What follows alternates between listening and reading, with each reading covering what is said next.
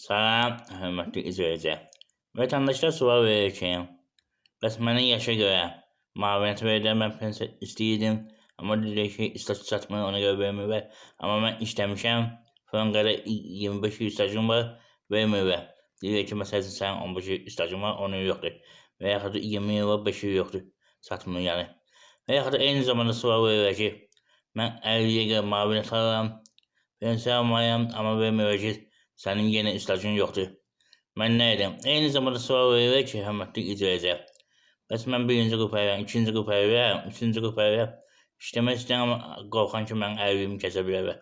Mən hüquqşünas Zaur Seyidzadə öz təcrübəmə əsasən 50 olan şəxs kimi, eyni zamanda hüquqşünas kimi və əli təşkilatın rəhbəri kimi sizinlə bölüşəcəm ki, nə edin ki, həm pensiya ala bilərsiniz, müavinət yox. Həm də sizi işdən çıxartmasını işləyə bilərsiniz, 50 il vəqa olmasın. Əgər kiməsə maraqlısa video sonuna qədər baxsın, hörmətli izləyicilər. Amma əvvəlcədən xahiş edirəm, videonu bəyənin. Bəyənin və abunə olun. Dəfələrlə deyən ki, mən özüm də 50 olan şəxsəm. İstəyən yer götürün, orada 50 dostlarım, 50 işim sataq. Hüquqi yardım göstərək, YouTube mənə yardım etsin. Yəni, hər bir bəyənməyə bir köpü dəyəndə ödəniş edib. Hər mən 20 dolar qalmışım, 100 dolar gəlib sata bilmirəm. Gəlin, abunə olun, bəyənin, olan yoxdur, azdır. Hörmətli izləyicilər, hal-hazırda mənim 4100 abunəyə ehtiyacım var ki, gəlin 10.000 satın. Gəlin aktiv olaq. Bu videonun şəxsi mən, belə deyək, 1000 abunə gözləyən, heç olmasa ən azından da 2, daha düzgün 1000 bəyənmə gözləyən, 200 də abunə gözləyən, hörmətli izləyicilər. Bəyənməni artıraq, zəhmət olmasa. Eləmirsiniz də, amma mən əziz çəkin marifətlə. Nəsə keçdim mövzuya, hörmətli izləyicilər. Birinci onu qeyd edin ki, sizə yaşa görə və yaxud da 50-yə görə pensiya verilməsi nə etmək lazımdır? Diqqətlə baxın, zəhmət olmasa. Mütləq qeyd edin ki, hər şey aydın olsun.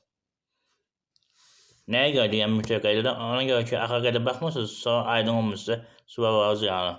Kimin sualı yalansa qeyd edin ki, qeyd onun telefon nömrəsinə WhatsApp-a səs mesaj göndərməli sual varızı verə bilərsiniz. Və keçdik mövzuya dediyim kimi.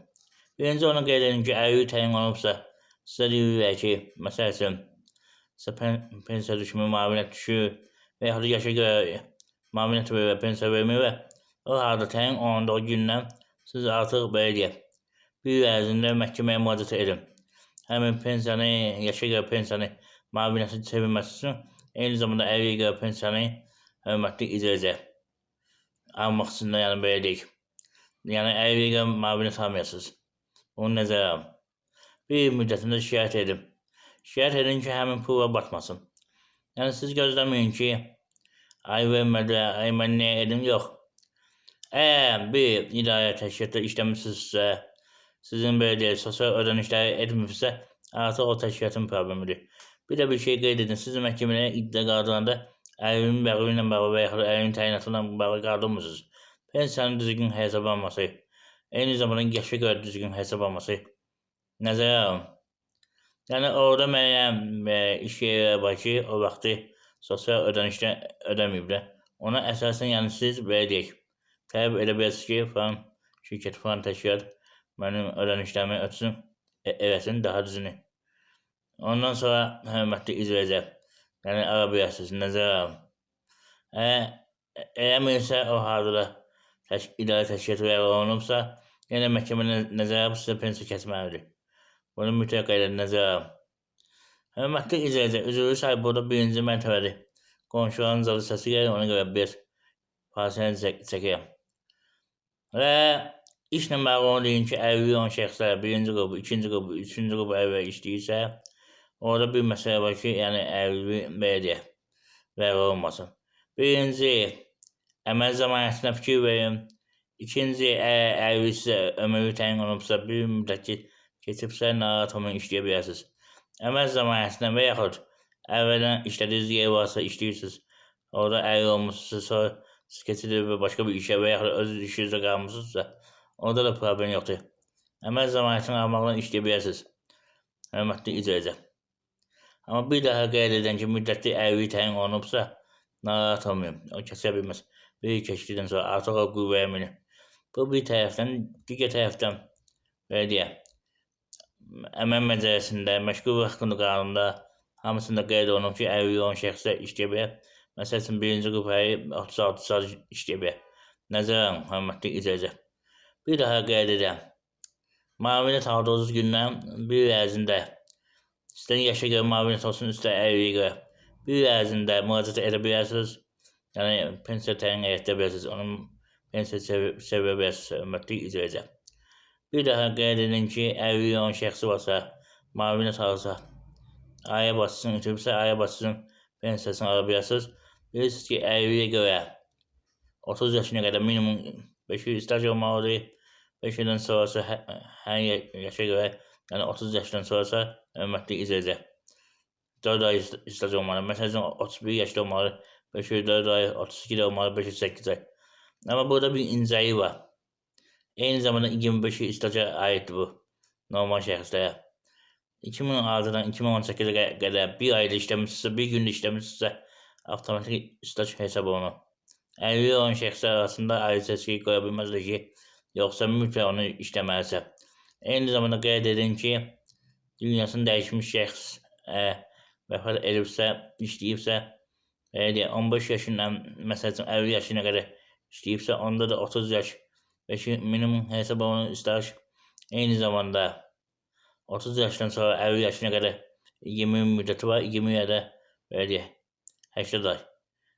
80 ayda gəlin 5-in üstündə görün nə qədər eğilsə, o qədər stajı varsa, o qədər stajı varsa, birinci qrup evladı varsa və yaxud da 18 yaşına çatmamış evladı varsa, pensiya yaşına çatmış həyat yoldaşı varsa və yaxud birinci qrup həyat yoldaşı varsa, eyni zamanda yaşlı valideynlər varsa, pensiya yaşında o ABə və yaxud da əlilliyi olan valideynlər varsa, ABə nəzərən, hörmətli izləyicilər.